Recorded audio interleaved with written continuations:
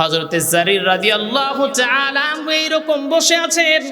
নবীজি সাল্লাল্লাহু আলাইহি ওয়াসাল্লাম তিনি বর্ণনা বয়ান দিচ্ছিলেন। হঠাৎ করে জারির রাদিয়াল্লাহু তাআলা আনহু বসার মতো কোনো জায়গা তিনি পাচ্ছিলেন না।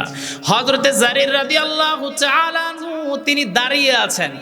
কেমন নবী ছিলেন? বিশ্বনবী মুহাম্মদুর রাসূলুল্লাহ সাল্লাল্লাহু আলাইহি ওয়াসাল্লাম নবীজি তার নিজের চাদর মোবারক ঢিল মেরে হযরতে জারিরকে দিলেন আর বললেন, জারির রে তুমি বসে যাও। হযরতে জারির একবার নবীজির এই চাদর মোবারকটা নিয়ে মুখের সঙ্গে লাগায়, আর একবার তিনি গায়ের সঙ্গে লাগায়, আর একবার চুমু খান, ডেকে বলে, ইয়া রাসূলুল্লাহ, ইয়া হাবিবাল্লাহ, এই চাদরটাকে যদি একটা পাল্লায় দিয়ে দেওয়া যায়, আর একটা পাল্লাকে যদি আসমান আর জমিনটা দিয়ে দেওয়া যায়, আপনার পাল্লা আল্লাহর, আপনার চাদরের পাল্লা আল্লাহর কাছে ভারী হয়ে যাবে। ইয়া রাসূলুল্লাহ, এই ভরা মজলিসে আপনি আমার যেরকম সম্মান দিলেন, আল্লাহ রাব্বুল আলামিন আখিরাতের কণ্টকাকীর্ণ ময়দানে আপনার যেন সম্মানটা বাড়ায়া দেন। আমার ভাইরা, আমার বন্ধুগণ, এমন ছিলেন আমার রাসূল। সেই নবীজিকে যদি কেউ গালি দেয় মেনে নেওয়া যাবে? সেই নবীজিকে যদি কেউ কটাক্ষ করে কথা বলে মুসলমান মেনে নেওয়া যাবে? এই যে ইন্ডিয়াতে কয়দিন আগে এক বদমাইশ হিন্দু পুরোহিত ও নবীজিরে গালি দিছিল, তখন আমরা কেউ বসে থাকি নাই। সবাই বলেন ঠিক কিনা? আর যদি কেউ বসে থাকে, আল্লাহর কসম ও মুসলমান হতে পারে? আমার ভাইয়ের, আমার বন্ধুগণ, শানের রিসালাতের ভিতরে ছোট্ট একটা ঘটনা দেখলাম। আল্লাহর একজন ওলি হজের মৌসুম যখন আসেন, হজের মৌসুমে তিনি মদিনায় চলে যান। মদিনায় যাওয়ার পর আল্লাহর নবী, এই আল্লাহর ওলি মদিনায় তিনি চলে যান। মদিনায় যাবার পর নবীজির রওজার পাশে বসে তিনি নাত লিখতে থাকেন, সুন্দর সুন্দর নাত নবীজির নামে লিখতে থাকেন। এই রকম নাত যখন তিনি লিখতে থাকেন, হঠাৎ করে একজন খারিজি তিনি আসলেন, রাফেজি তিনি আসলেন, মানে শিয়া সম্প্রদায়ের একজন লোক। সেই লোকটা এসে ডেকে বলছে, তিনি বুঝতে পারলেন তিনি আবু বকর, ওমর এবং ওসমান রাদিয়াল্লাহু তাআলা আনহুকে সহ নবীজিকে নিয়ে কবিতা লিখছেন। এই রাফেজি তিনি সহ্য করলেন না। শিয়া সম্প্রদায়ের এই লোকটা সহ্য না করে লোকটাকে ডেকে বলছেন, আপনি আমার বাড়িতে দাওয়াত নিবেন? লোকটা বললেন, ঠিক আছে, আমি আপনার বাড়িতে যাব। দাওয়াত খাওয়া হলো সুন্নাত। দাওয়াত খাওয়া কি? দাওয়াত খাওয়া হলো সুন্নাত। ওই লোকটা চলে গেলেন। যাবার পর ৩-৪ জন লোক তার হাত ধরে ফেললো। হাত ধরে ফেলার সঙ্গে সঙ্গে হাত ধরে তার জিহব্বাটা টেনে তার জিহব্বাটাকে কেটে ফেলে দিলে, জিহব্বাটাকে ঢিল মেরে ফেলে দিলে, আর পিছনে লাথি মেরে ডেকে বলছেন, এখন তুমি চলে যাও। তুমি নবীজিকে নিয়ে শান লিখেছো, সমস্যা নাই, কিন্তু আবু বকর, ওমর রে কেন নিয়ে লিখলা? এইবার আল্লাহর ওলি তিনি জিহব্বাটা কাটা, তিনি সেইটাকে ধরে নিয়ে মদিনায় চলে আসলেন। নবীজির রওজার পাশে এসে চোখের পানি ফেলে তিনি কান্না শুরু করে দিলেন। চোখের পানি ফেলে কান্না শুরু করে দিয়েছেন।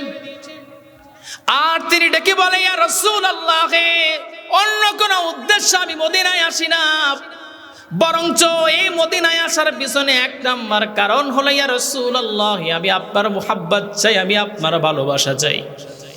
এই কথা বলে তিনি ঘুমিয়ে গেলেন। স্বপ্ন যুগে দেখেন আমার আপনার রাসূল বিশ্বনবী মুহাম্মদুর রাসূলুল্লাহ তার সামনে চলে আসছেন। আর এই মুহূর্তে নবীজি তার জিহ্বাখানা টেনে বের করলেন। এরপরে নবীজি তার লালা মুবারকটা লাগায়া দিলেন কাটা জিহ্বার সঙ্গে। ঘুম ভেঙে গেল। ঘুম ভেঙে গিয়ে আল্লাহর ওলি তিনি দেখতে পেলেন জিহ্বার সঙ্গে লেগে গেছে, কোনোদিন একটা কুটা ঢুকেছে বা কাটা বিঁধেছে এরকম চিহ্ন নেই। ঠিক এর কয়েক বছর পূর্বে পরে আবার হজের জন্য তিনি মদিনায় আসলেন। মদিনায় আসার পর আল্লাহর এই ওলিকে একজন ডেকে বলছে, হুজুর দাওয়াত খেতে হবে। কলিজার ভিতরে লাফায় উঠছে, আরে আমি দাওয়াত খেতে গিয়া জিহ্বা হারাইছিলাম না, আমি দাওয়াত খেতে যাব না। লোকটা ডেকে বলছে, হুজুর দাওয়াত খাওয়া সুন্নাত, কেন যাবেন না? এইবার যখন লোকটা এমন কথা বললেন, আল্লাহর ওলি ডেকে বলছেন, দাওয়াত খাওয়া সুন্নাত যদি জীবনও চলে যায়, আমি এই দাওয়াত খেতে যাবো। জোরে কোন সুবহানাল্লাহ, একটু জিকির করি লা ইলাহা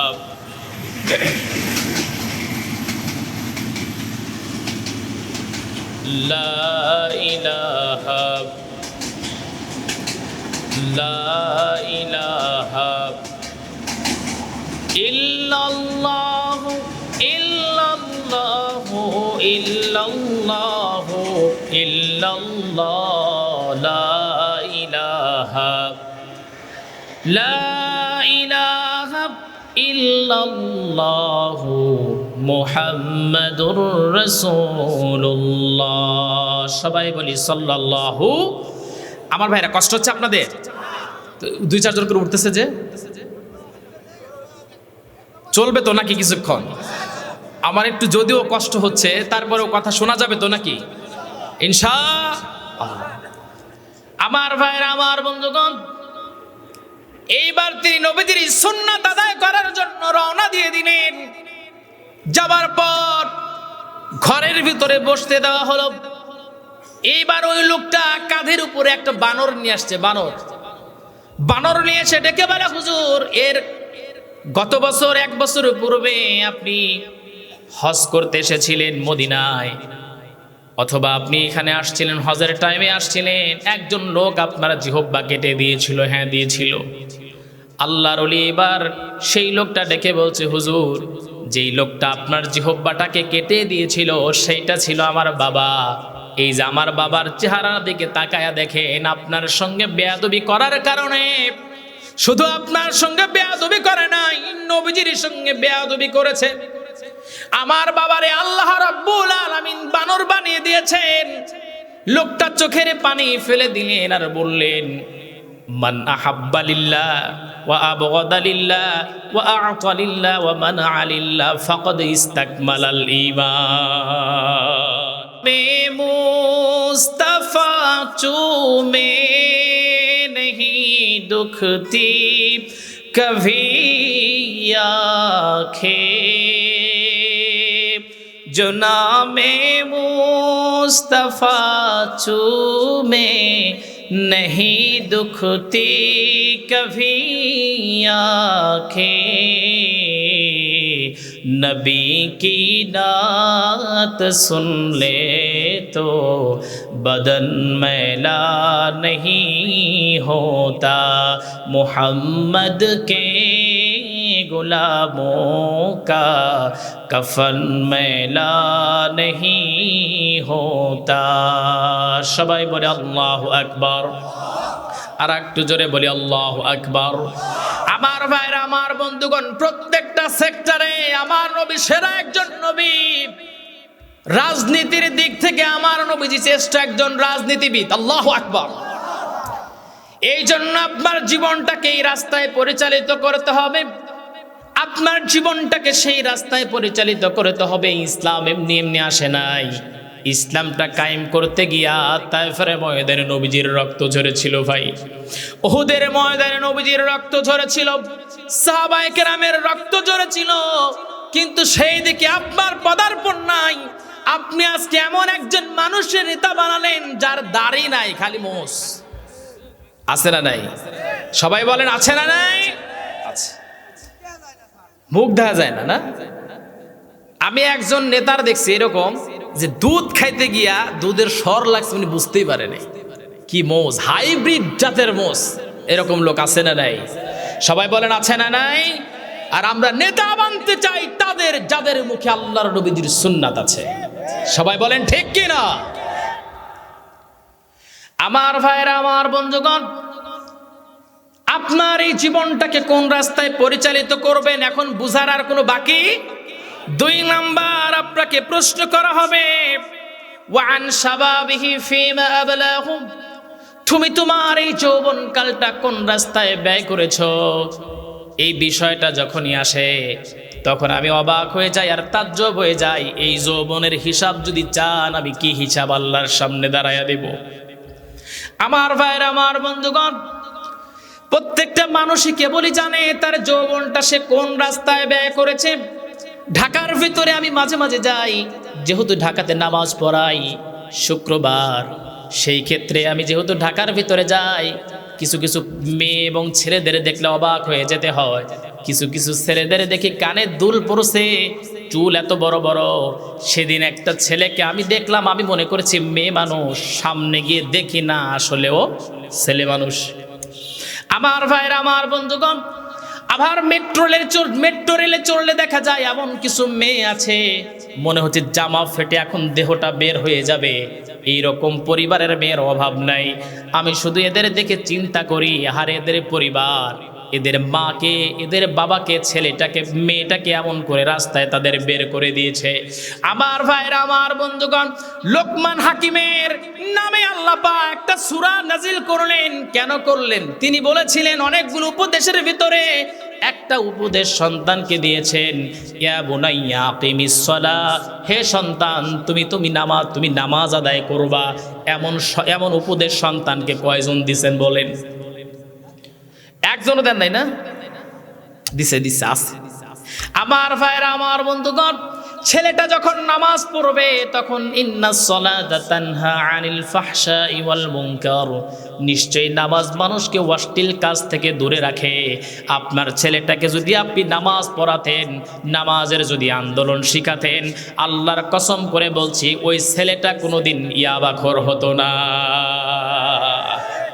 আমাদের কাছে প্রতিটা বছর কত যে ফোন আসে, হুজুর ছেলেটা তো ভালোই ছিল দেখলাম, হঠাৎ করে দেখছি ছেলেটার ভালো নাই, হঠাৎ করে দেখি সারাদিন মোবাইলে কি খেলে, আর রাতের বেলায় দেখি ইশারের সময় বাসায় আসে, এখন রাত 10টা 11টার সময় বাড়িতে আসে, মুখ দিয়ে দুর্গন্ধ।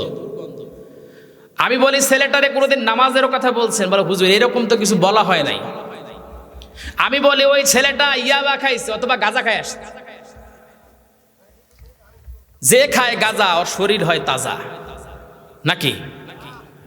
আমার ভাইরা, আমার বন্ধুগণ, কিন্তু যেহেতু যুবকদের প্রোগ্রাম, এলাকাবাসীর প্রোগ্রাম, সেই ক্ষেত্রে আমি প্রত্যেকটা গার্ডিয়ানদেরকে আমি সচেতন করতে চাই, ছেলেদেরকে সাহাবায়ে কেরামের আদলে গড়ে তোলেন।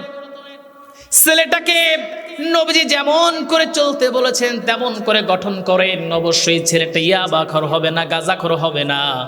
আপনি যখন মারা যাবেন, মারা যাওয়ার পর আপনার কবরের পাশে দোয়া করবে, রব্বির হামহুমা কামা রাব্বায়ানি সগীরা।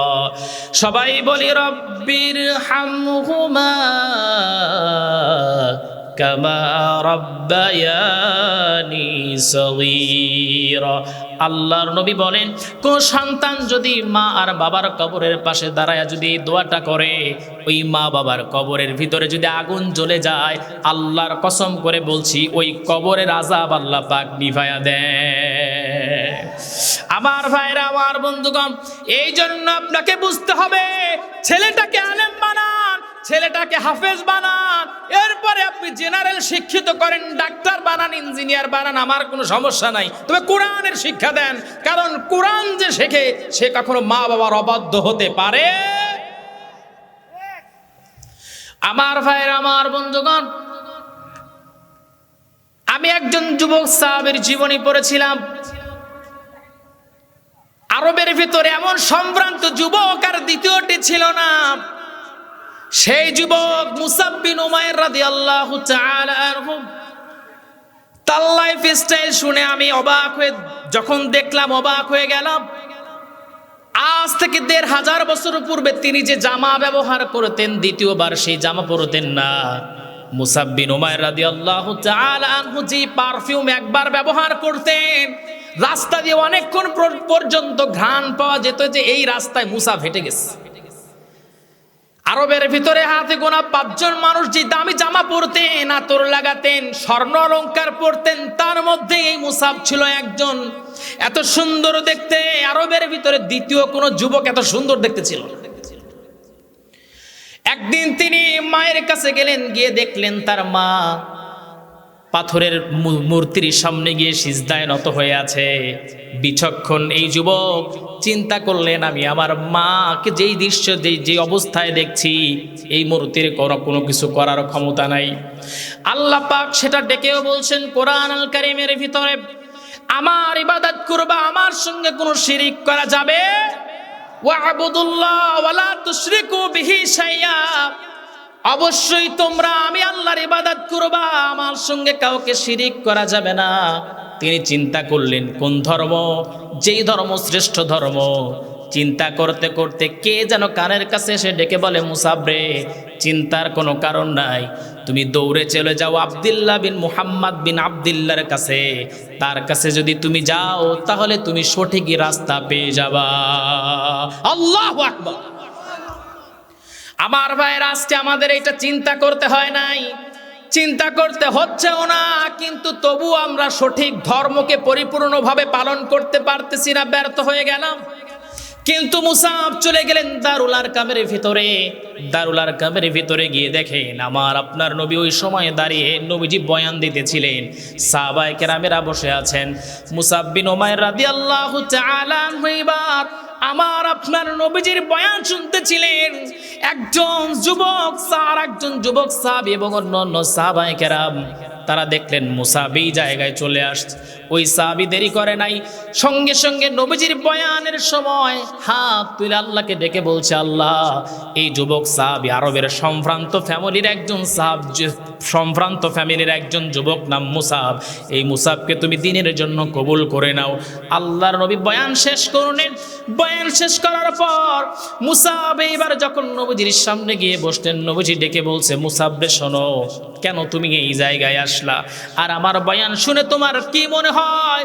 মুসাব রেকে বলে, ইয়া রাসূলুল্লাহ, আপনি যে, আমরা আরবি ভাষার মানুষ, আপনি যে সুন্দর আরবি চয়ন করেছেন, এই রকম ঊর্ধ্ব জগতের আরবি আমি কোনোদিন শুনি নাই। ইন্নাকা লা তাহদি মান আহবাবতা ওয়ালাকিন্নাল্লাহা ইয়াহদি মান ইয়াশা ওয়া হুয়া আ'লামু বিল মুহতাদিন। সবাই বলি আল্লাহু আকবার। আল্লাহ পাক তার হেদায়েতের চাদর দিয়ে আবৃত করে ফেললেন। মুসাব বিন উমাইর রাদিয়াল্লাহু তাআলা আনহু তিনি পড়ে নিলেন। সবাই বলি আশহাদু আল্লা ইলাহা ইল্লাল্লাহু ওয়া আশহাদু আন্না মুহাম্মাদান আবদুহু ওয়া রাসূলুহু। আমাদের প্রভু এক, এক নবীর উম্মত, জীবন বিধান এক, ওই শিবানী কোরআন। তবে কেন এক নও হে মুসলমান, এক হও, এক হও করিয়া আহ্বান।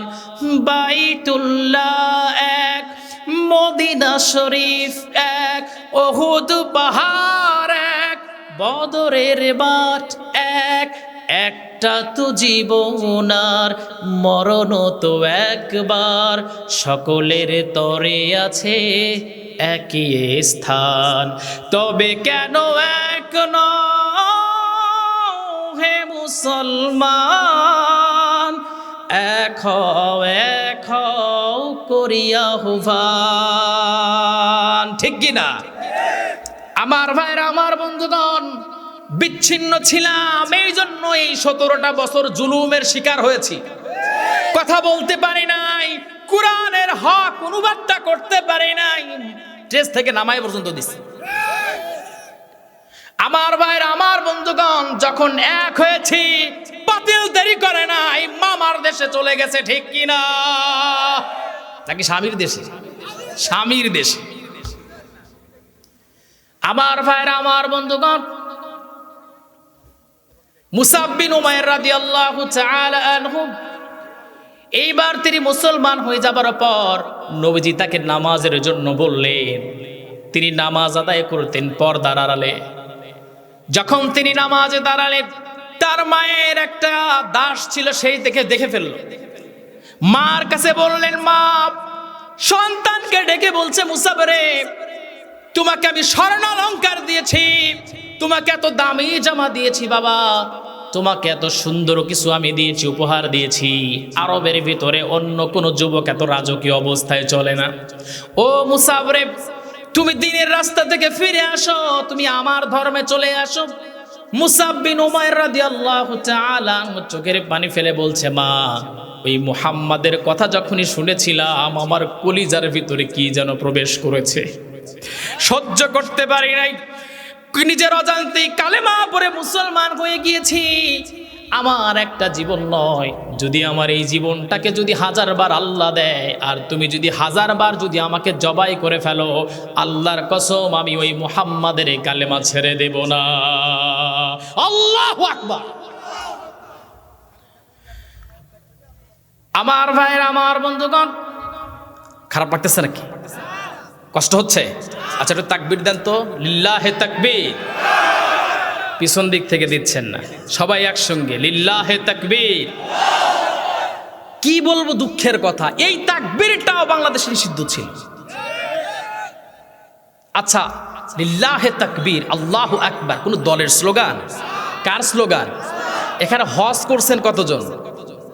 অনেকে আছে তাই না? আচ্ছা যাই হোক, হজ করতে গিয়ে কাবে শরীফের ইমাম তারা মনে হয় জামাত করে, তাহলে আল্লাহু আকবার বলে কেন? কার স্লোগান? সবাই বলে। আপনি আফ্রিকায় যাবেন, হাইতিতে যাবেন, সেখানকার মানুষেরাও নামাজে দাঁড়ানোর সময় আল্লাহু আকবার বলে হাত দেয়, হাত বাঁধে। আর এই বাংলাদেশে আমরা যদি একত্রিত অবস্থায় সেই আল্লাহর ধ্বনি দিতাম, আমাদের বলতো আমরা নাকি রাজাকার। আমার ভাইরা, আমার বন্ধুগণ, আপনাদের কষ্ট হচ্ছে না তো? হক কথা বলতেছি, জুলুম হয় নাই আমাদের উপরে? আমার ভাইরা, আমার বন্ধুগণ, আমার ভাইরা, আমার বন্ধুগণ, মুসাব বিন উমাইরের মা পিটানো শুরু করলেন। পিটানো কেমন পিটানো শুরু করলেন? একবার দৌড়ায়া দৌড়ায়া পিটায়া পিটায়া সামনে নিয়ে যায়, আবার পিছনের দিকে নিয়ে আসে। মুসাব বিন উমাইর রাদিয়াল্লাহু তাআলা আনহু ডেকে বললেন, মা কালেমা ছাড়াবো না। একটা পর্যায়ে আমার আপনার রাসূল তাকে হিজরতের অনুমতি দিয়ে দিলেন। নবীজির সাহাবী তিনি হিজরত করে ফেললেন। যখন তিনি হিজরত করলেন, আমার আপনার নবী সাইয়্যিদুল কাউনাইন বিশ্ব নবী মুহাম্মদুর রাসূলুল্লাহ সাল্লাল্লাহু আলাইহি ওয়াসাল্লাম এইবার বললেন, যুদ্ধের জন্য প্রস্তুতি নিয়ে ফেলো। যুদ্ধের সময় চলে আসছে। সাহাবায়ে কেরাম সহ সবাই যখন যুদ্ধের প্রস্তুতি নিয়ে ফেললেন, সাহাবায়ে কেরামেরা এইবার চলে গেলেন। যাওয়ার পর একটা তাবু গাড়লেন। তাবু গাড়ার পর নবীজি এই মুসাবরে আর মনে রাখতে পারে নাই, ব্যস্ততার কারণে মুসাবরে মনে রাখে নাই। একটা পর্যায়ে যখন মুসাবের কথা মনে হয়েছে, আমার মুসাব কোথায় গেল, খুঁজতে লাগলেন তাবুর ভিতর দিয়া। গিয়ে দেখেন এত সুন্দর সুঠাম দেহ ছিল, কিন্তু আজকে সুন্দর সুঠাম দেহ আজকে আর নাই। চামড়ার, ভেড়ার চামড়ার একটা লুঙ্গি পরে আছে, যেটা হাঁটু ঢাকে ঢাকে না। নবীজি আমার কাছে গেলেন, গিয়ে ডেকে বলছে, তোমার নাম কি? তোমাকে তো কোনোদিন দেখি নাই। অন্য অন্য সাহাবীরা এসে ডেকে বলে, ইয়া রাসূলুল্লাহ, ওরে চিনেন নাই? এটা হলো আপনার সেই কলিজার টুকরা প্রিয় সাহাবী মুসাব রাদিয়াল্লাহু তাআলা আনহু। আমার ভাইরা, আমার বন্ধুগণ, ইসলাম কবুল করার কারণে, দিনটাকে প্রতিষ্ঠিত করার জন্য সব ছেড়ে দিয়েছেন। স্বর্ণ অলংকার ছেড়েছেন, জামা ছেড়েছেন, মা ছেড়েছেন, সব ছেড়ে দিয়ে আসছেন। কালেমা ছাড়ে নাই মিয়া। আমাদের উপর যতই জুলুম করা হোক না কেন, করেছে, আরো যদি করে, আল্লাহর কসম ইসলাম থেকে সরে আসবো না ইনশাআল্লাহ।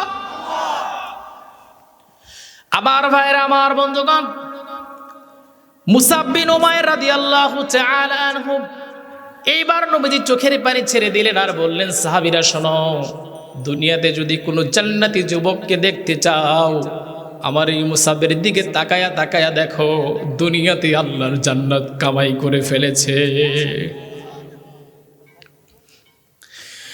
নবীজি আমার এই কথা বলার পর মুসাব বিন উমাইর রাদিয়াল্লাহু তাআলা আনহু সেই যুদ্ধে শামিল হলেন। যুদ্ধটা ছিল উহুদের যুদ্ধ।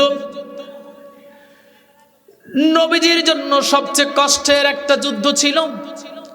কিতাবের ভিতরে যখন উহুদের যুদ্ধ নিয়ে আমি পড়াশোনা করেছি, উহুদের যুদ্ধ নিয়ে যখন পড়েছি, চোখের পানি রাখতে পারি নাই। সবাই বলবেন উহুদের দিন নবীজির জন্য আনন্দের ছিল নাকি কষ্টের ছিল? আমার ভাইরা, আমার বন্ধুগণ, এমন একটা কণ্টকাকীর্ণ ময়দান। আমার নবীজি তিনি একজন সেনাপতি ছিলেন। কিতাবের ভিতরে আসছে, হাদিসের ভিতরে আসছে, একজন সাহাবী বর্ণনা করেন নবীজি যেমন নম্র ভদ্র একজন নবী ছিলেন, নবীজি যখন জিহাদের ময়দানে যেতেন তখন কাফেরদেরকে নবীজি একাই পিছনে হটায়া ফেলতেন। আল্লাহু আকবার। আমার ভাইরা, আমার বন্ধুগণ, উহুদের ময়দানে মুসলমানদের প্রাথমিক পর্যায়ে বিজয় ঘটে গেল। পরবর্তীতে গিয়ে দেখা গেল এই মুসলমানেরা যখন গনিমতের মালগুলো সংগ্রহ করতে লাগলেন, ঠিক এমন সময় খালিদ বিন ওয়ালিদের নেতৃত্বে মুসলমানদের উপর আক্রমণ হলো। মুসলমানদের উপর আক্রমণ হওয়ার সঙ্গে সঙ্গে ৭০ জন সাহাবী ওই সময় দুনিয়া থেকে বিদায় হয়ে গেলেন। আমার আপনার নবী সাইয়্যিদুল কাওনাইন রাহমাতাল লিল আলামিন, তার উপরে কাফের বেঈমানেরা নবীজিকে হত্যা করার চেষ্টা করলো। 11 জন সাহাবী তারা নবীজিকে কাঁধে করে নিয়ে উহুদ পাহাড়ের দিকে উঠতে লাগলেন। যখন উঠতে লাগলেন ঠিক এমন সময় আল্লাহর নবী প্রত্যেকটা সাহাবায়ে কেরামকে ডেকে বললেন, কাফেরদের হাত থেকে যারা আমার সামনে এসে দাঁড়াবে, কাফেরদের সামনে এবং আমি নবীজির সামনে যে পর্দা হয়ে আড়াল হয়ে দাঁড়াবে, আমি নবীজি ঘোষণা দিলাম জান্নাতের ভিতরে এমন করে 2টা নখের মতো একত্রিত হয়ে থাকবো। আমার ভাইরা, আমার বন্ধুগণ, আমার আপনার নবীজি সাইয়্যিদুল কাওনাইন রাহমাতাল লিল আলামিন এইবার যখন এই কথা বললেন, একের পর এক 11 জন সাহাবী জায়গায় তেনারা মৃত্যুবরণ করলেন। একজন কাফের চলে আসছেন, সেই কাফের তার টার্গেটটা হলো নবীজিকে হত্যা করে ফেলবেন, কিন্তু তিনি চেষ্টা করে পারছেন না। একজন সাহাবী মুজাহিদ তিনি নবীজির সামনে দাঁড়ালেন। দাঁড়ানোর সঙ্গে সঙ্গে কাফেররা এসে সেই সাহাবীর পিঠের উপরে তরবারি দিয়ে ঘুতা মারতেছিলেন। আল্লাহর নবী বিশ্বনবী মুহাম্মদুর রাসূলুল্লাহ সাল্লাল্লাহু আলাইহি ওয়াসাল্লাম আমার আপনার নবীজি ওই সাহাবীর দিকে তাকায় বলছেন, সাহাবীরে তুমি যেমন করে আমার সামনে আড়াল হয়ে দাঁড়িয়েছো কাফের এবং আমার সামনে মাঝখানে দাঁড়িয়েছো, কাফের বেঈমানেরা 1 নয় 2 নয় 80টা তরবারি দিয়ে তার পিঠটাকে ঘুতা করে ফেলেছে, গর্ত করে ফেলেছে। ওই সাহাবী তিনি তবু নবীজিকে ছেড়ে দিলেন না, আরেকজন কাফের এই সুযোগটা নিলেন। সেই সুযোগে নবীজির মাথা বরাবর, হেলমেট বরাবর একটা তিনি তরবারি দিয়ে আঘাত করার সঙ্গে সঙ্গে হেলমেট বিধে ভেঙে নবীজির মাথার ভিতরে প্রবেশ করে ফেলল রে।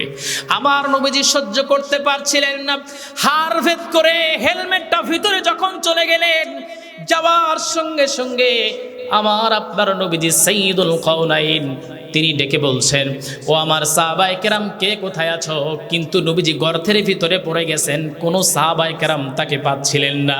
কাফেররা এই সুযোগে খবর ছড়িয়ে দিল মুহাম্মদ মারা গেছে, দুনিয়া থেকে চলে গেছে, সবাই পাগল। হযরত ওমর রাদিয়াল্লাহু তাআলা আনহু তিনি সেই তরবারি খারাপ ফেলে দিলেন, সবাই পাগলের মতো হয়ে গেলেন, সিজদায় পড়ে গেলেন, নবীজিকে আল্লাহ আসমানে উঠায়া নেন না।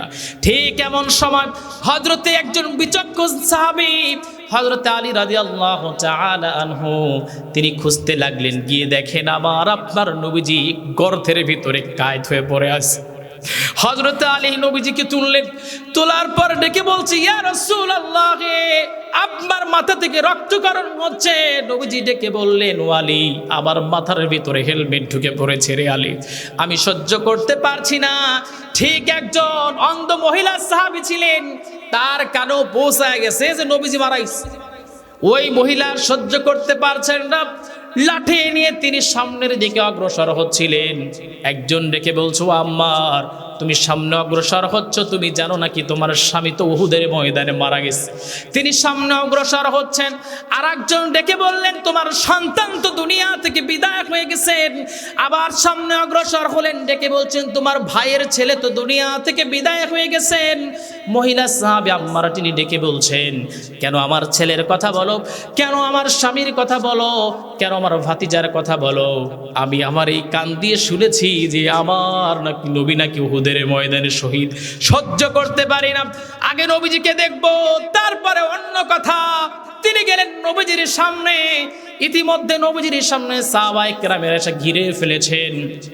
আমার ভাইরা, আমার বন্ধুগণ, উহুদের ময়দানে যে কালেমার পতাকা, সেই কালেমার পতাকা ছিল এই ইয়াং সাহাবী, যুবক সাহাবী মুসাব বিন উমাইর রাদিয়াল্লাহু তাআলা আনহুর হাতে। এই মুসাব, তিনার হাতটা কেটে ফেলা হলো, তিনি কালেমার পতাকা ছাড়েন নাই। ডান হাতটা কেটে ফেলা হলো, বাম হাতে নিলেন, বাম হাতটা কেটে ফেলা হলো, মুখের সঙ্গে নিলেন। অতঃপর কাফের বেঈমানেরা তার কল্লাটা কেটে ফেলে দিলেন। মুসাব বিন উমাইর রাদিয়াল্লাহু তাআলা আনহুর কল্লা এবং দেহটা আলাদা হয়ে গেছে, কিন্তু তিনি তার কালেমার পতাকা কামড়িয়ে আসমান পর্যন্ত ধরে আছেন। আল্লাহু আকবার। আসমানের দিকে করে আছেন, তিনি ছেড়ে দেন নাই। মুসাব বিন উমাইর এমন করে দুনিয়া থেকে বিদায় হয়ে গেলেন। আমার আপনার নবীজি সাহাবায়ে কেরামকে ডেকে বলছেন, সাহাবীরা কোথায় আছে? সাহাবীরা সবাই আসলেন। একজন সাহাবী ডেকে বলে, ইয়া রাসূলুল্লাহ, ইয়া হাবিবাল্লাহ, নবীজি আমি আসলাম, কিন্তু যে অবস্থায় আপনাকে দেখছি কল্পনাও করি নাই এই দিন কায়েমের জন্য আপনার মাথা থেকে রক্ত ঝরবে। ইয়া রাসূলুল্লাহ, ইয়া হাবিবাল্লাহ, সহ্য করতে পারি না। ও নবীজি, যদি অনুমতি দেন আপনার মাথা থেকে টান মেরে লোহার হেলমেটটা তুলে ফেলবো। সঙ্গে সঙ্গে নবীজি অনুমতি দিলেন। সাহাবী টান মারলেন, সাহাবীর দান ভেঙে গেল, দাঁত ভেঙে গেল। নবীজির মাথা থেকে অনর্গল রক্ত ঝরছে। আর একজন সাহাবী ডেকে বললেন, কার রক্ত উহুদের ময়দানে স্পর্শ করেছে? সেই সাহাবী যখন এই কথা বললেন, একজন ডেকে বললেন, নবীজির মাথা থেকে পবিত্র রক্ত মোবারক জমিনে পড়েছে। সাহাবী দেরি করে নাই, চিৎকার মেরে জমিনে পড়ে গেলেন। পরে যাওয়ার সঙ্গে সঙ্গে সাহাবী জিহ্বা ভেদ করে সকল রক্তগুলো তিনি পান করে নিলেন। নবীজি ডেকে বললেন, রক্ত পান করা হারাম, কেন পান করলা? সাহাবী ডেকে বলে, ইয়া রাসূলুল্লাহ, বুঝেন নাই, নবীজি আপনি একদিন বলেছিলেন আপনার দেখে মশামাছি পড়া হারাম। ইয়া রাসূলুল্লাহ, আমি এত কিছু বুঝি না। এই মুহূর্তে আমি শুধু এতটুকুই বুঝেছি, এই আসমানের নিচে জমিনের উপরে আল্লাহর পরে যার স্থান, সেই মুহাম্মদুর রাসূলুল্লাহর রক্ত জমিনের সঙ্গে পড়তে পারে না। রক্ত পান করে নিয়েছি। আল্লাহর নবীজি ডেকে বললেন, সাহাবীরা শোনো, দুনিয়াতে যদি কোনো জান্নাতি যুবককে দেখতে চাও, আমার এই সাহাবীর দিকে তাকায়া তাকায়া দেখো, আমার রক্ত পান করে আল্লাহর জান্নাত অর্জন করে ফেলে দিয়েছে। আমার ভাইরা, আমার বন্ধুগণ, এইবার ওই মহিলা সাহাবী আমার নবীজির সামনে তিনি আসলেন। নবীজির সামনে এসে সবাইকে ভিড় সরালেন, ডেকে বলছেন, আমাকে একটু দেখতে দাও, আমি আমার নবীজিকে দেখতে চাই। তিনি ভিড় ঠেলে যখন প্রেম নিয়ে নবীজির চেহারার দিকে তাকালেন, অন্ধ একজন মহিলা ছিলেন, কিন্তু তখন তিনি জানতেন না আমি তো অন্ধ, নবীজিকে কেমন করে আমি দেখব।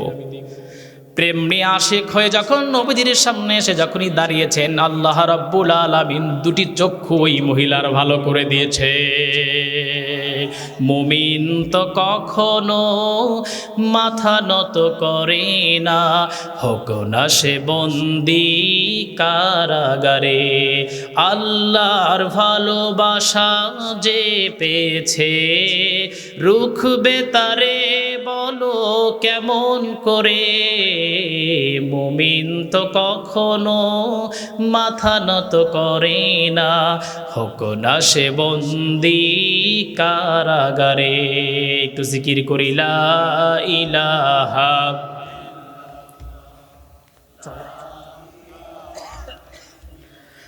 লা ইলাহা লা ইলাহা ইল্লাল্লাহু ইল্লাল্লাহু ইল্লাল্লাহু ইল্লাল্লাহ, লা ইলাহা লা ইলাহা লা ইলাহা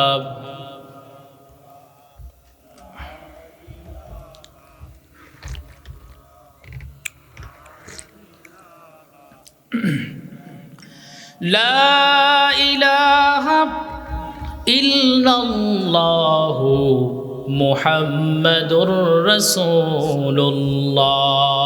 সবাই বলি সাল্লাল্লাহু। আমার ভাইরা, আমার বন্ধুগণ, এই যৌবন কিন্তু আল্লাহর সামনে কোন রাস্তায় ব্যয় করছেন হিসাব দিতে হবে। কার সামনে? সবাই বলেন, কার সামনে? এই জন্য যুবক ভাইরা যারা আছেন, এই বিষয়টা মাথায় রাখবেন, মনে রাখবেন, ইসলাম আপনাকে সেই অধিকার দেয় নাই অন্য অন্য ধর্ম হয়তোবা তাদের কি বলছে সেটা আমি জানি না, তবে আমি আজকে একটা আলোচনায় দেখলাম যে আমার বডি আমি যেমন করে খুশি ব্যবহার করতে পারবো, কিন্তু ইসলাম বলেছে তোমার বডি শুধু ব্যবহার করবে একমাত্র কার জন্য? সবাই বলেন কার জন্য? আল্লাহর জন্য।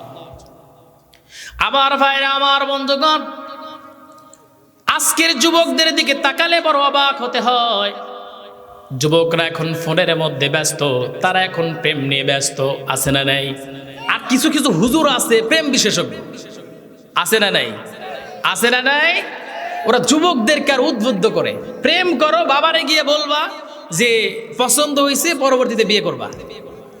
কি আজব ব্যাপার!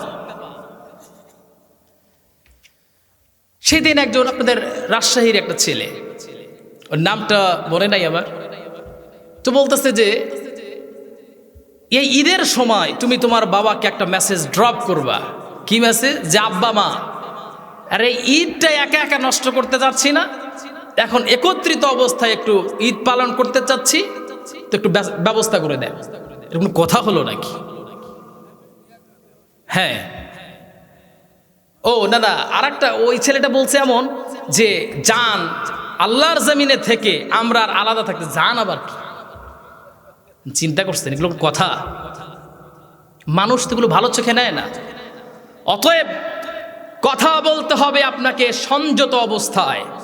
এই জবান যেমন আপনাকে, জবানের কথা দিয়ে যেমন আল্লাহ পাক আপনাকে সম্মানিত করতে পারেন, এই জবানের একটা কথায় আপনার সব কিছু ধ্বংস হয়ে যেতে পারে, ঠিক কি না? যেমনটা রাজাকারের নাতিপুতিদের কি চাকরি দেব নাকি? এক কথায় 17 বছর শেষ, হ্যাঁ 41 সাল শেষ। আমার ভাইরা, আমার বন্ধুগণ, এই কথাটা হলো সম্পূর্ণ কোরআন বিরোধী একটা কথা। 2041 সাল। আমার আপনার নবীজিকে কাফের বেঈমানেরা 3টা প্রশ্ন করেছিল। ইহুদিরা বলেছিল নবী মুহাম্মদ যদি 3টা প্রশ্নের অ্যান্সার দিতে পারে তাহলে মনে করবা মুহাম্মদ একজন আসল নবী, আসল রাসূল। নবীজির কাছে আসলেন, সংক্ষেপে বলছে আমার নবীজি বললেন আমি আগামীকাল বলবো। এতটুকুর জন্য 15 দিন পর্যন্ত ওহী বন্ধ ছিল, ইনশাআল্লাহ বলে নাই। আমার ভাইরা, আমার বন্ধুগণ, সবচেয়ে আজবের ব্যাপার হলো মুসলমান নামক এই মুনাফিকগুলো বলতো 2071 সাল, 2041 সাল, ঠিক কিনা? আরে গতকাল যে মানুষটারে দেখেছিলাম, একসঙ্গে নামাজ আদায় করেছিলাম, পরের দিন তার জানাজা আদায় করেছি নিজে আমি। আমার ভাইরা, আমার বন্ধুগণ, এই জন্যই যৌবনটা আল্লাহর রাস্তায় কাটাতে হবে, আল্লাহর জন্য কোরবান করতে হবে, দিনের জন্য কোরবান করতে হবে। আমার ভাইরা, 3 নম্বর বিষয় হলো আপনি আপনার ধন সম্পদ কোন রাস্তায় আপনি অর্জন করেছেন। কি গুরুত্বপূর্ণ একটা পয়েন্ট দেখেন, নবীজি বলে দিয়েছেন তুমি তোমার ধন সম্পত্তিগুলো কোন রাস্তায় তুমি ইনকাম করলা, কোন রাস্তায় ব্যয় করলা। রব্বে কারীম কোরআন আল কারীমের মধ্যে বলছে ইয়াউমা লা ইয়ানফাউ মালু ওয়ালা বানুনা ইল্লা মান আতাল্লাহা বিকলবিন সালিম। সবাই বলে আল্লাহু আকবার। আমার ভাইরা, আমার বন্ধুগণ, ইয়াউমা লা ইয়ানফাউ মালু ওয়ালা বানুন, এই অর্থ সম্পদগুলো কিয়ামতের দিন নবীজির হাদিসের ভিতরে আসছে গলার সঙ্গে আপনার সাহাব হিসেবে বেচায় দাও। আমার ভাইরা, আমার বন্ধুগণ, আল্লাহ রাব্বুল আলামিন কোরআন আল কারীমের মধ্যে বলছেন ইন্নামা আমওয়ালুকুম ওয়ালা আওলাদুকুম ফিতনা। সম্পদ এবং সন্তান এগুলো হলো তোমাদের জন্য ফিতনা। কি এগুলো? কি ফিতনা। এই অর্থ সম্পদগুলো আপনি কোন রাস্তায় ইনকাম করলেন, কোন রাস্তায় ব্যয় করলেন, সেই হিসাবটা আল্লাহর কাছে দিতে হবে। যেই মানুষগুলো আজ থেকে কয়েক বছর পূর্বে দেখেছি ভাত পেত না, সেই মানুষগুলো মিনারেল ওয়াটার ছাড়া পানি খায় নাই। চিন্তা করছে? একজন দোকানদার ডেকে বলে হুজুর, আমাদের এলাকায় বলে হুজুর আমার একটা জায়গায় একটু মায়ের খেয়ে গেলাম। কেন? বলে যে সপ্তাহে 1 বোতল করে, মানে 1 কার্টন করে মিনারেল ওয়াটার ওনারা খায়, তো এইটা এখন আর পাচ্ছি না, এই কাস্টমার তো আর নাই। তো এই আবার কাস্টমারটা কেমন জানেন? এই যে আমার যে গাড়িটা, এই গাড়ির যে মালিক, আমাকে তো এখন আল্লাহ পাক এইভাবে তৌফিক দেয় নাই, তো ওই মালিকটা একটা দল করেন, এই জন্য ওই লোকটারে আপনার ওই লোকটার থেকে চাঁদা আদায় করে। তুই যদি টাকা না দিস তাহলে তোর নামে এখনই কেস করে দিব, ওর টাকা পয়সা যা আছে দে, এখন আজকে 100 500 দে, কালকে 500 দে, আজ 1000 দে। চিন্তা করছে? আমার ভাইরা, আমার বন্ধুগণ, এইরকম ভাবে জনগণের টাকাগুলো মেরে মেরে তারা খেয়েছে। হিসাব আল্লাহর কাছে দিতে হবে। আল্লাহর সামনে যেদিন দাঁড়াবেন, বান্দার হিসাব না দিয়ে জান্নাত পাওয়া যাবে না। আমার ভাইরা, আমার বন্ধুগণ, অনেকে আছে একটা ব্রিজের টাকা মেরে খায়, রাস্তার টাকা মেরে খায়, জনগণের গরিব মানুষের টাকা মেরে খায়। অবাক করা বিষয় হলো, করোনার ভিতরে কন্ট্রোলের চাউল পর্যন্ত মেরে খেয়েছে, যা মুরগি পর্যন্ত খায় না। আমার ভাইরা, আমার বন্ধুগণ, কিন্তু এই অর্থ সম্পদগুলো সাহাবায়ে কেরামেরা কেমন করে কাজে লাগিয়েছেন। তাবুক যুদ্ধের দিন আমার আপনার প্রিয় রাসূল মুহাম্মদ সাল্লাল্লাহু আলাইহি ওয়াসাল্লাম নবীজি বললেন, এই তাবুক যুদ্ধের দিন আজকে অর্থের প্রয়োজন, সাহাবায়ে কেরাম তোমরা অর্থ দিয়ে দাও। সকল সাহাবায়ে কেরামেরা বাড়িতে চলে গেলেন। হযরতে আবু বকর গেলেন, ওসমান গেলেন, আলী গেলেন। হযরতে আবু বকর এবং হযরতে ওসমান এবং হযরতে আলী, হযরতে ওমর, এই তিনজন সাহাবী, হযরতে ওসমান, হযরতে ওমর, হযরতে আলী রাদিয়াল্লাহু তাআলা আনহু, এই তিনজন চিন্তা করলেন আজকে সুযোগ, আজকে দান করে ফাস্ট হয়ে যাব। দেখেন অর্থ সম্পদগুলো তারা কোন রাস্তায় ব্যয় করেছেন। এই অর্থ সম্পদগুলো সবাই তেনারা 3 ভাগ নিয়ে আসলেন, একটা ভাগ বাড়ির জন্য ঋণ রেখে দিয়ে আসলেন। আর আবু বকর রাদিয়াল্লাহু তাআলা আনহু বাড়িতে গেলেন। একটা সময় এত বড় একজন ধনী ব্যবসায়ী তিনি ছিলেন। হযরত আবু বকর রাদিয়াল্লাহু তাআলা আনহু বাড়িতে গিয়ে দেখেন বাড়িতে কোনো কিছুই নাই, শুধু একটা জিনিস অবশিষ্ট আছে, সেটা একটা সুই অবশিষ্ট আছে, আর একটা জুব্বা, পরনের জুব্বা তিনি যেটা পরে আছে।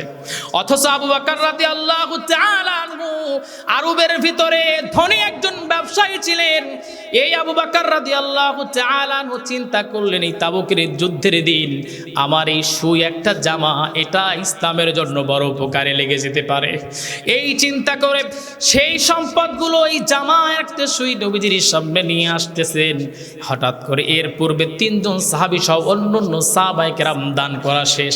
আল্লাহর নবীজির সামনে ঠিক এমন সময় 3000 ফেরেশতা এসে দাঁড়িয়েছেন। এই 3000 ফেরেশতাকে রব্বে কারীম সালার পোশাক পরাইছে। সালার পোশাক, সুবহানাল্লাহ বলতে পারেন নাই? আল্লাহর নবী জিবরিলকে ডেকে বলে, জিবরিল কেন তুমি সালার পোশাক পরেছো, আর 3000 ফেরেশতা কেন সালার পোশাক পরেছে? জিবরাইল আলাইহিস সালাতু ওয়াস সালাম ডেকে বলে, ইয়া রাসূলুল্লাহ একটু পরে আপনি বুঝতে পারবেন। ঠিক এমন সময় হযরতে আবু বকর রাদিয়াল্লাহু তাআলা আনহু তিনি নবীজির সামনে আসলেন সালার পোশাক পরে। আবু বকর রাদিয়াল্লাহু তাআলা আনহু ডেকে বলে, ইয়া রাসূলুল্লাহ এতদিন দান করে আমার সঙ্গে কেউ পারে নাই। ইয়া রাসূলুল্লাহ আজকে দেওয়ার কোনো কিছুই নাই, শুধু আমার এই জুব্বা আর একটা সুই আমি নিয়ে আসলাম ইসলামের জন্য, তাবুক যুদ্ধের জন্য। আল্লাহর নবী ডেকে বললেন, ও আবু বকর বাসায় কি রেখে আসছো? হযরতে আবু বকর ডেকে বলে, ইয়া রাসূলুল্লাহ বাসায় রেখে আসছি সবচেয়ে দামি সম্পদ আল্লাহ এবং তার রাসূলকে। আল্লাহু আকবার। হেরা হতে হেলে দুলে নুরানি তনু কে আসে হায়, সারা দুনিয়ার হেরে মেরে পর্দা খুলে খুলে যায়, সে যে আমার কমলিওয়ালা কমলিওয়ালা, সে যে আমার কমলিওয়ালা কমলিওয়ালা। তার ভাবে বিবল রাঙা পায়ের তলে, পর্বত জঙ্গল টল মল টলে, খুরমা খেজুর বাদাম জাফরানি ফুল ঝরে ঝরে যায়, সে যে আমার কমলিওয়ালা কমলিওয়ালা, সে যে আমার কমলিওয়ালা কমলিওয়ালা। সবাই বলি আল্লাহু আকবার। আমার ভাইরা, আমার বন্ধুগণ, আবু বকর রাদিয়াল্লাহু তাআলা ডেকে বলে, ইয়া রাসূলুল্লাহ আমি আমার বাড়িতে আল্লাহ এবং তার রাসূলকে রেখে আসছে, অন্য কোনো কিছু আর অবশিষ্ট নাই। আল্লাহর নবী ডেকে বললেন, আজ যারা দান করেছো সকলের দানের চাইতে আবু বকরের দান আল্লাহর কাছে পছন্দনীয় হয়েছে। আমার ভাইরা, আমার বন্ধুগণ, এখন এই জায়গায় যদি বলি যুবকরাই যে মাহফিলের আঞ্জাম করলেন, কতটুকু শরীক আপনি ছিলেন বলেন? চিন্তা করেন, নিজেকে প্রশ্ন করেন। ছেলেরা এই জালসা না দিয়ে তো গানের অনুষ্ঠান দিতে পারত, আপনারা বলতেন তোরা কর, আমরা দিচ্ছি টাকা, সমস্যা নেই। গানের দিকে যায় নাই, অশ্লীলতার দিকে যায় নাই। আমি যতটুকু জানি মাঠ পর্যায়ের, গ্রাম পর্যায়ের যত কনসার্ট গুলো হয়, এই জায়গায় উড়াধুরা ড্যান্স, মানে অশ্লীলতা, বেহায়াপনাতা যতটুকু আছে ততটুকু এখানে ছড়াই দেওয়া হয়। আমার ভাইয়েরা, আমরা আবার মানে আপনার মুরব্বীরা আবার প্রমোট করি। একটা প্রোগ্রামে গিয়েছিলাম, কষ্ট লাগলো জানেন। যুবকটা আমাকে দেখে বলছে, হুজুর আমরা যুবকরা করব মাহফিল, আর এই মুরব্বীরা করবে সাধু মেলা। সাধু মেলা বুঝেন তো? চুল এত বড় বড়, মোষ দাড়ি নাই, লাল শালু পরে আছে, বগলের পশম যে কত বছর কাটে না তার কোনো হিসাব নাই। মুরব্বীরা দাড়িয়ালারা করবে এই সাধু মেলা, আর ইয়াং জেনারেশন তারা করবে জালসা। আপনাদের রাজশাহীতে গতবার প্রোগ্রাম করেছি, যুবকরা জালসা করবে, কিন্তু সেই এলাকার সেই মুরব্বী তিনি জালসা করবেন না, জালসার পক্ষপাতিত্ব তিনি নন। এই জন্য যুবকদেরকে ডেকে বলেছেন, তোমাদের সঙ্গে আমি নাই। যেহেতু পোস্টারের নাম তার অজান্তেই দিয়ে ফেলেছে, তাকে না বলেই দিয়েছে, সেই জন্য বসলো। যে আমি স্টেজের উপরে যখন এসে বসলাম, লোকটা গিয়ে পিছনে গিয়ে বসলো।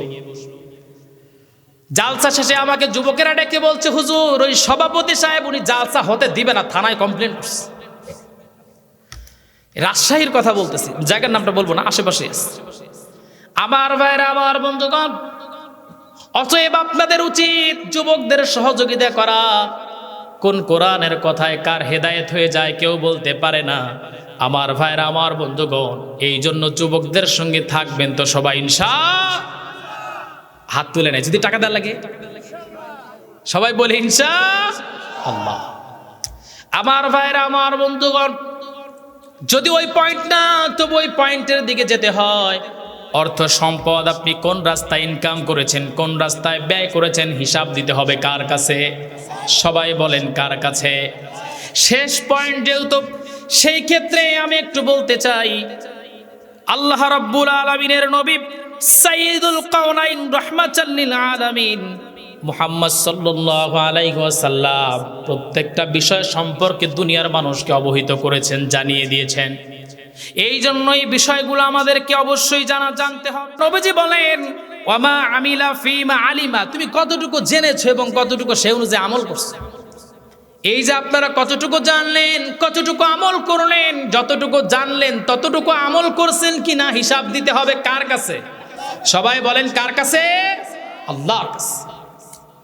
আমার ভাইরা, আমার বন্ধুগণ, যতটুকু আপনি জানবেন ততটুকু আপনি মানবেন।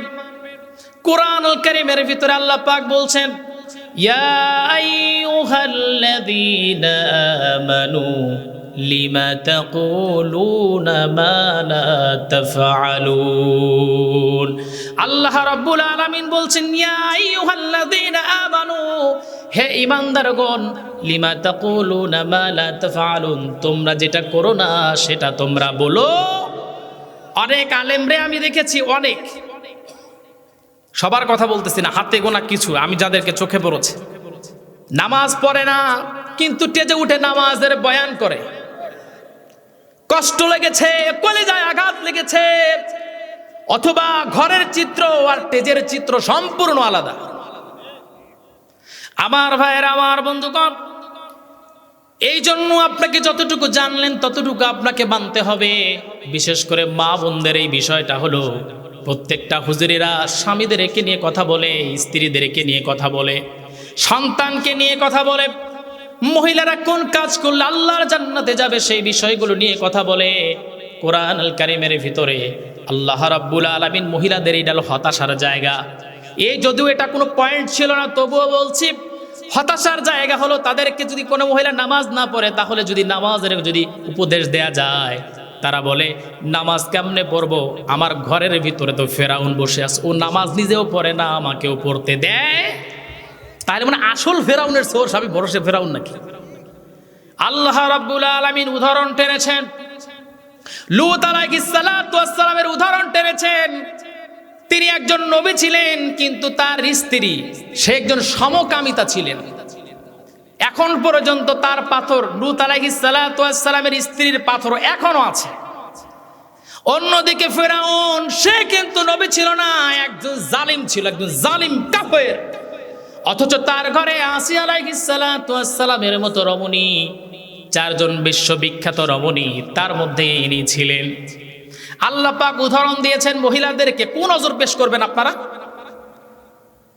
এইটা আমি বলে শেষ করে দিতে চাই, আপনারা শুনবেন তো নাকি? ইনশাআল্লাহ। খুতবাতে জুলফিকারের ভিতরে আসছে আল্লামা জুলফিকার আহমদ নকশবন্দি রহিমাহুমুল্লাহ। এটা মা বোনদের জন্য আলোচনাটা উপহার দিতে চাই। আল্লামা জুলফিকার আহমদ নকশবন্দি রহিমাহুমুল্লাহ তিনি বলেন, ফেরাউনের একটা দাসী ছিল, সেই দাসীটা মুসা আলাইহিস সালাতু ওয়াস সালামের কাছে গিয়ে আল্লাহর উপর ঈমান এনে ফেললেন, তাওহীদের উপর ঈমান আনলেন, একত্ববাদের উপরে যখন ঈমান এনে ফেললেন, মুসা আলাইহিস সালাতু ওয়াস সালামের আল্লাহর উপরে যখন ঈমান এনে ফেললেন, এই দাসী ফেরাউনের একটা পালিত কন্যা ছিল, সেই কন্যার মাঝে মাঝে খেদমত করতেন। এই দাসী এগিয়ে ফেরাউনের কন্যার মাথার চুল আঁচড়াতে ছিলেন সোনার স্বর্ণের চিরুনি দিয়া। হঠাৎ করে স্বর্ণের চিরুনি মাটিতে পড়ে গেল। পড়ে যাওয়ার সঙ্গে সঙ্গে ফেরাউনের এই দাসীটা বিসমিল্লাহির রহমানির রহিম বলে চিরুনিটা তুললেন।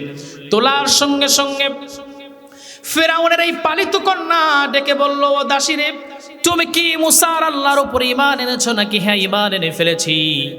এবার মহিলাটার উপর অত্যাচার শুরু হয়ে গেল। ফেরাউনের এই কন্যা গিয়ে ফেরাউনকে ডেকে বলছে, বাবা, নিজেকে খোদা দাবি করলে হবে না, আপনার এই ঘরের ভিতরে শত্রু রয়ে গেছে যে আপনাকে মানে না, আল্লাহর উপর ঈমান এনে ফেলে দিয়েছে। এইটা বলা মাত্রই ফেরাউন রাগান্বিত হয়ে গেল, বলল, এই দাসীকে ধরে নিয়ে আসা হোক। দাসীকে ধরে নিয়ে আসা হলো। দাসীকে ধরে নিয়ে আসার পর যখন সেই সিংহাসনের আশেপাশে মন্ত্রী ছিল, অন্য প্রজারা ছিল, তারা ডেকে বলছে, ফিরাউনের এই দাসীকে ডেকে বলছে, তুমি কি সত্যি সত্যি আল্লাহর উপরে ঈমান এনেছো নাকি?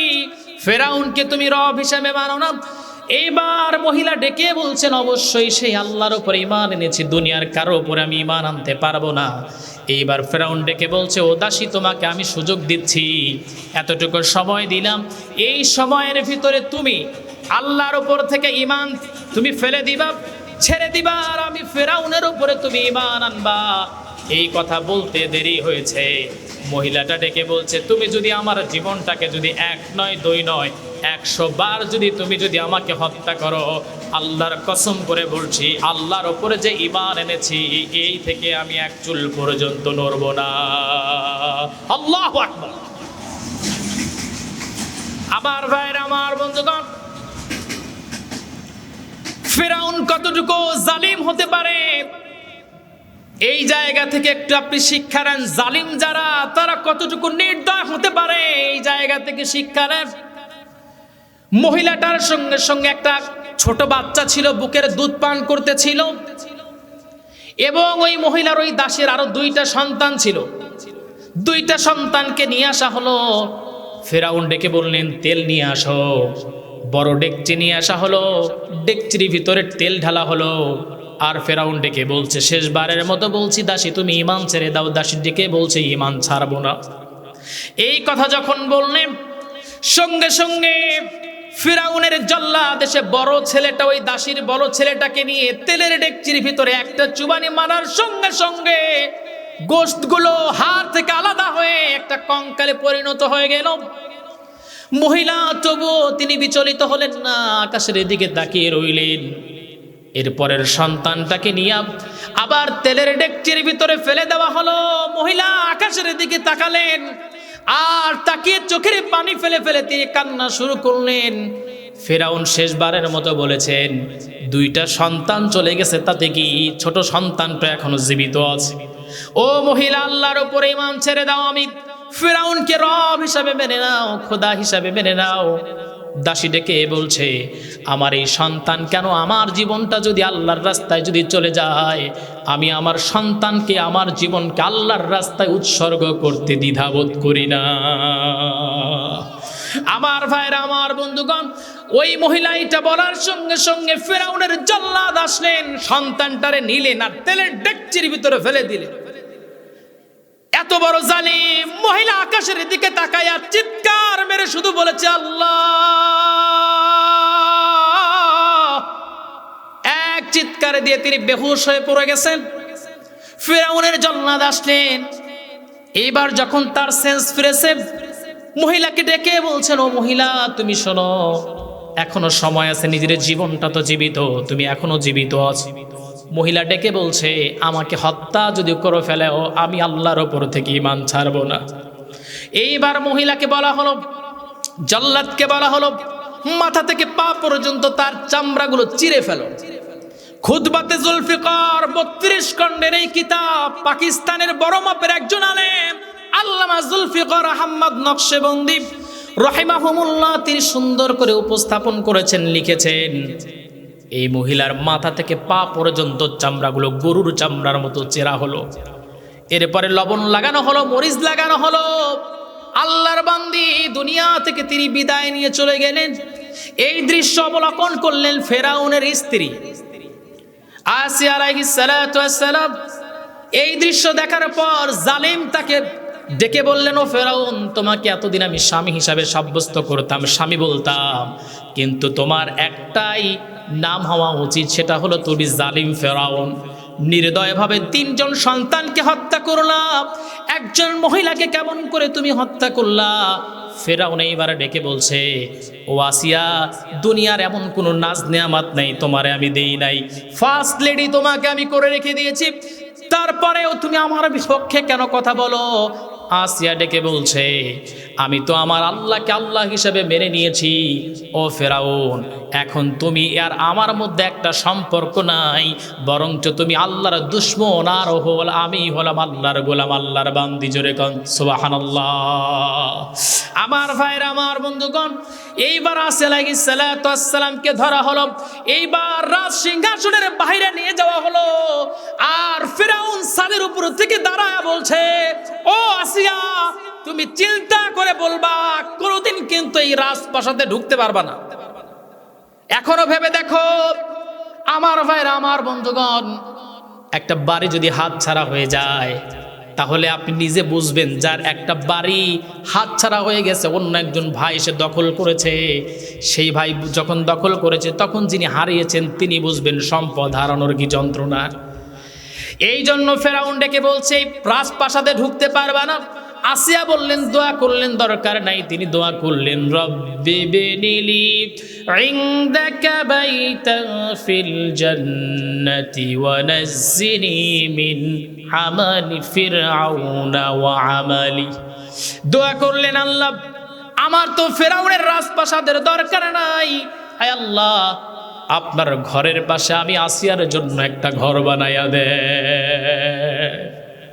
আমার ভাইরা, আমার বন্ধুগণ, আলোচনার শেষ প্রান্তে আমি উপনীত হয়েছি। আসিয়া আলাইহিস সালাতু ওয়াস সালামকে ধরা হলো, মাথা থেকে পা পর্যন্ত চেরা হলো, লবণ লাগানো হলো, মরিচ লাগানো হলো।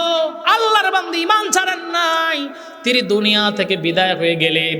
আমার ভাইরা, আমার বন্ধুগণ, এতক্ষণ যে আলোচনাগুলো করলাম, মা বোনদের জন্য বিষয়টা যে আলোচনা করলাম, মা বোনদেরকে বুঝতে হবে, আপনার স্বামী যত জুলুম করুক না কেন, অত্যাচার করুক না কেন, আল্লাহর হুকুম নামাজ কখনো ছাড়া যাবে। স্বামী যদি আপনাকে ডেকে বলে নামাজ ছেড়ে দাও, নামাজ ছাড়া যাবে না, ফরজ নামাজ ছাড়া যাবে।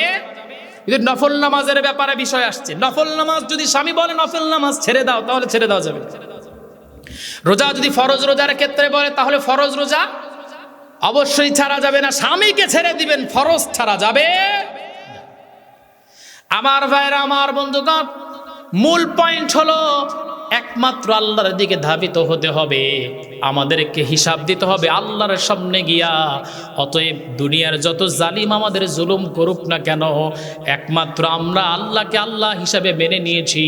ইন্নাল্লাহা রাব্বি ওয়া রাব্বাকুম ফা'বুদুহু হাযা সিরাতুম মুস্তাকিম। একমাত্র আমরা আল্লাহর ইবাদত করব।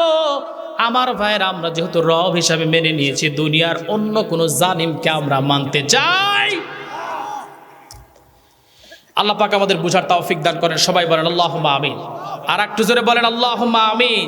অতএব আমাদের চলতে হবে একটা রাস্তায়, সেই রাস্তার নাম হলো ইহদিনাস সিরাতাল, সবাই বলেন ইহদিনাস সিরাতাল মুস্তাকিম। অতএব এই রাস্তায় চলতে গেলে জুলুম আসবে, কষ্ট আসবে, আপনাকে অত্যাচার করা হবে, জেলের ভিতরে বন্দী করা হতে পারে, কিন্তু ঈমান ছাড়া যাবে, বাতিলের কাছে মাথা নত করা যাবে।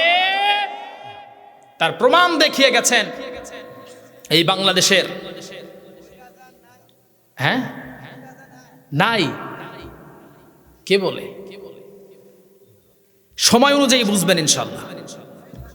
যদি কোরআনের আইন যদি এই বাংলাদেশে প্রতিষ্ঠিত না হয়, মুদ্রার এই বিট ওই বিট লিখে নিন ইনশাআল্লাহ।